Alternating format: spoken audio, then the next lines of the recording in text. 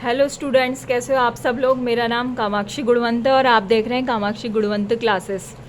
मैं आपको पढ़ा रही हूँ क्लास 9 की मैथमेटिक्स। आज उसकी एक्सरसाइज है 1.2, जिसका फर्स्ट क्वेश्चन है state whether the following statements are true और फॉल्स। ट्रू फॉल्स है।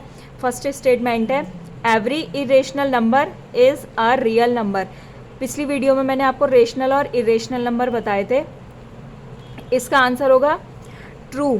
देखो कैसे, जो रेशनल रियल नंबर्स होते हैं, रियल नंबर्स किससे मिलके बनने होते हैं, रेशनल प्लस इरेशनल नंबर, इन दोनों का कलेक्शन रियल नंबर कहलाता है। तो इसका आंसर होगा ट्रू।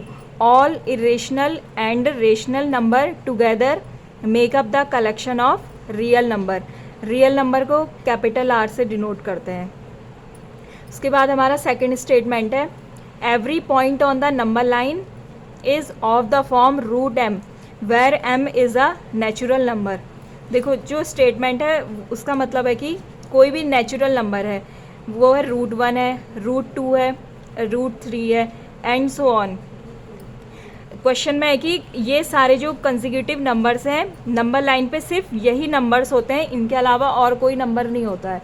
लेकिन ये स्टेटमेंट हमारा गलत है, फॉल्स होगा। There are infinitely many numbers and these can not be represented in the form root M where M is a natural number. देखो जैसे मैं एक एग्जांपल लेती हूँ, √2 मैंने लिया, √2 इज इक्वस टू होता है 1.41 एंड मैं दूसरा लेती हूँ √3 इज इक्वस टू होता है 1.73। अगर मैं इन दोनों को नंबर लाइन पे दिखाती हूँ, यहाँ पे 1.41 और यहाँ पे 1.73, तो इन दोनों के बीच में अभी भी बहुत सारे नंबर हैं जिन्हें हम √m के फॉर्म में नहीं लिख सकते हैं।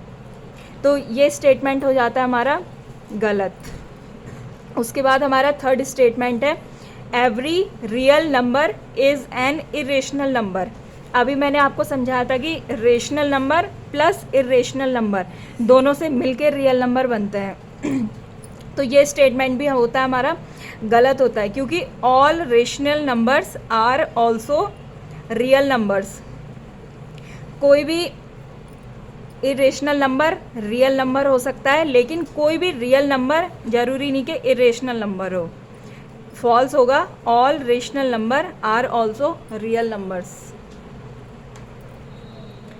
उसके बाद हमारा सेकंड क्वेश्चन है are the square root of all positive integers irrational if they not give an example of the square root of a number that is a rational number. हाँ, तो क्वेश्चन में है कि किसी भी पॉजिटिव इंटीजर का square root क्या irrational number हो सकता है। देखो मैं यहाँ पे एग्जांपल लेती हूँ। मैंने एग्जांपल लिया है √4 लिया है मैंने, तो √4 का स्क्वायर रूट कितना, √4 की वैल्यू होती है +-2।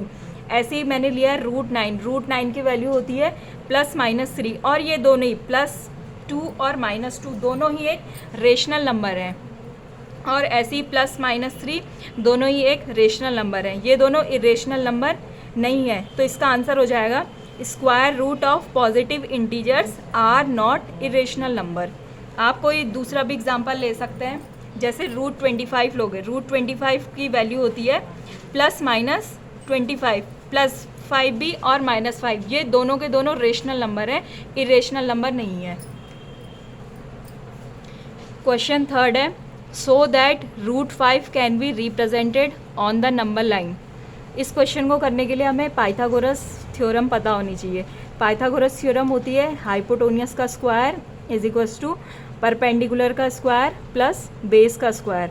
अब देखो यहाँ पे अभी हमारा है √5 है, जैसे मैंने √5 इज इक्वल्स टू √5 को मैंने लिख दिया √1 + 4 लिख लिया। √5 इज इक्वल्स टू √1 को हम 1 का स्क्वायर लिख दिया मैंने, और 4 को 2 का स्क्वायर लिख दिया। अगर मैं इससे कंपेयर करती हूँ यहाँ पर से, तो यहाँ पे हमारा परपेंडिकुलर कितना आ जाता है, यहाँ पे 1 आ जाता है, और अगर यहाँ पे हमारा बेस कितना आ जाता है, 2 आ जाता है। अब मैं इस चीज़ को आपको नंबर लाइन पे ड्रॉ करके दिखाऊंगी। √5 को नंबर लाइन में ड्रॉ करने के लिए आप किसी भी लेंथ की एक लाइन खींच लीजिए। यहाँ से मैंने एक नंबर लाइन खींची,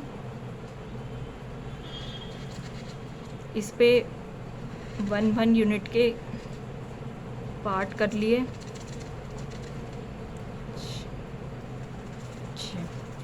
अब मैंने यहाँ पे 0 लिया, यहाँ पे 0 है और लेफ़्ट साइड -1 और इधर को 1 2 3 4। उसके बाद अभी हमारा बेस है 2 है, तो यहाँ से 2 यूनिट यहाँ तक, ये हमारा यहाँ से लेकर यहाँ तक बेस हो जाएगा। मैं इसको एक पॉइंट दे देती हूँ, इसको ए लिख देती हूँ मैं। यहाँ पे ए हमारा परपेंडिकुलर है 1। अब यहीं से 1 सेंटीमीटर का मैं एक परपेंडिकुलर खींचूँगी। ये एक परपेंडिकुलर खींच लिया। अब इस पॉइंट को आप देखेंगे कि इस वाले पॉइंट को यहाँ से और यहाँ तक, इन दोनों को जॉइन करूँगी मैं।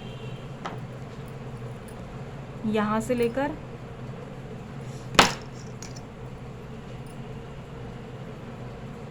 यहाँ तक मैंने जॉइन कर लिया। इसको मैं नाम दे देती हूँ, बी दे देती हूँ, और ये 1 है। ये हो गया हमारा √5। लेकिन ये √5 तो यहाँ पे है, लेकिन हमें ये नंबर लाइन पे दिखाना है। तो इसको करने के लिए हम क्या करेंगे, इस पॉइंट ओ से पॉइंट बी पे कंपास से ऐसे पेंसिल रखेंगे और इस पॉइंट से यहाँ पे एक आर्क बना देंगे। यहाँ पे ये आप देख सकते हैं कि यहाँ पे मैंने एक आर्क बनाई हुई है ऐसे करके। ये इस पॉइंट को हम डी बोलते हैं। तो हमारा यहाँ पे O B is equals to O D is equals to √5 होगा। ये जो आर्क आ गई हमारी, ये होगी √5, और ये हमारा √5 नंबर लाइन पे मैंने दिखा दिया है। आई होप आपको सब समझ में आया होगा। अगर आपको इस चैप्टर से रिलेटेड कोई बेसिक नॉलेज चाहिए तो आप मेरी पुरानी वीडियो देख सकते हैं। आई होप आपको सब समझ में आया होगा। प्लीज़ मेरी वीडियो को फॉलो, लाइक एंड शेयर कीजिए। Thank you.